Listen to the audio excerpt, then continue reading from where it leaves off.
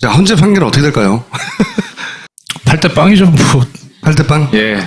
그 8대 빵의 시그널은 어떻게 읽으셨고, 그게 8대 빵으로 안 나올 경우 어떻게 책임질 생각이십니까? 8대 빵으로 나오는 거는 일단 사감이고요. 네, 사적 감정이고. 그러니까 뭐 희망이 거의 크고, 그 다음에, 그러니까 그냥 드라이하게 실무가의 입장에서 기각이라고 할 거면 어떻게 논리를 전개할 것이며 결정문을 어떻게 쓸 것인가를 한번 시도를 해봤었어요. 내가 기각시킨다면? 네. 네. 저는 인용을 바라지만 그게 글이 나간다면 이게 기각의 가능성도 있을 수 있겠다. 법리를 좀 구성해보고 뭐 예. 이런저런 이유를 갖다 붙이고. 그렇죠. 헌법재판관으로 빙의를 해서. 예, 그렇죠. 예전에 판사로 있을 때 판결 쓸 때 보면 아무리 심리를 탄탄히 하고 결론에 자신 있어도 판결이 안 써질 때가 있어요. 그거는 선고 못 하거든요. 이거 뭔가 이상하다. 그러니까 아무리 내가 기각이라고 생각해도 써보면 알아요. 이게 글이 안 나간다. 논리 전개가 안 되는구나. 예, 그게 쉽지가 않을 거예요. 내가 평생 법관으로 훈련받아서 네. 거기서 나온 지식을 가지고 거기다 뿌려야 되는데 안 뿌려지는군요, 이게. 그렇죠. 그러려면, 그러니까 적어도 자기가 보기에 문장이나 그 논리 전개에 구멍이 있으면 안 되거든요. 근데 기껏 완성해 놓고 보니까 이래요. 그러니까 사실관계 이렇다 이런 걸 했다. 그래서 어떠한 법을 어떻게 위반했다. 그러나 이런 점을 다 종합해도 법 위반의 정도와 국민에 대한 신뢰관계 파탄이 탄핵을 인용할 정도로 중하다고 보이진 않는다. 이렇게 가야 되는 거예요. 그렇죠. 한참 건너뛰잖아요. 안 돼요. 이게 안 써지더라고요. 본인의 실력 탓은 아니고요. 어렵지 오랫동안 않느냐. 보통 이 판결문을 읽을 때 맨 앞에 탄핵의 결과를 먼저 말하고 하나요? 아니면 마지막에 가서 말하나요? 마지막에 말해야죠. 미쳐버리지 그러면.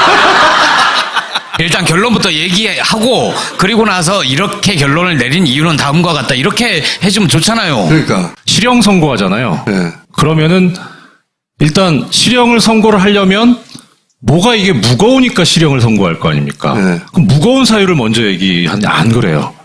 피고인 뭐 초범이고 뭐 전과도 없고 합의도 됐고 하지만 수법이 잔인하고 해서 실형이 불가피하다. 이렇게 해요. 그다음에 집행유예 선고한다면 피해 액수도 크고 이게 뭐 하지만 피고인이 깊이 반성하고 있고 이렇게 해서 집행유예 이렇게 가는 거예요. 그러면 탄핵 결과문은 어떻게 구성이 됩니까? 그러니까 처음을 봐야죠. 처음에 뭐라고 하나. 처음에 예. 이런 건 이해할만 하다가 나오면 나중에 예. 나쁘게 나올 거. 그러니까 탄핵 처음에 인용. 아마 쭉 나열하면서 이 중에서 탄핵 사유로까지, 그러니까 사실관계 법률 적용 결론인데 사실관계에서 인정이 안 되는 부분이 있을 거예요. 네. 탄핵 사유 중에서.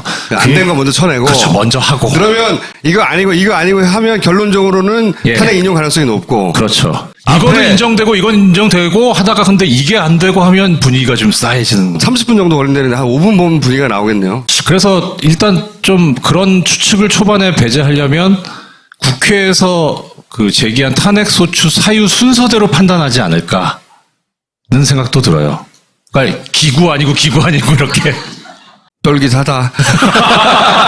내일 생방송한대요. 그러니까 생중계 한다는 거예요. 예. 시청률 엄청나게 높게 나오겠는데. 자, 그럼 만약에 탄핵이 인용되면 앞으로 어떤 일이 벌어질지는 대충 사람들의 머릿속에 거려져요. 네. 탄핵이 기각되면 어떤 일이 벌어질까요? 판사님 보시기엔. 할 일도 많은데 제가 그것까지 생각해야 되니까. 그럼 일단 8대0이 아닐 경우에 어떤 처벌을 받으실래요? 일단 8대0이 아니면 제가 지금 진행하고 있는 문재인 대표님 편파방송 다리 빛나는 밤에 진행자에서 하차할 것을 한번 심각하게 고민해 보겠습니다. 고민만 하겠지. 오늘 여기까지 하겠습니다. 감사합니다. 감사합니다.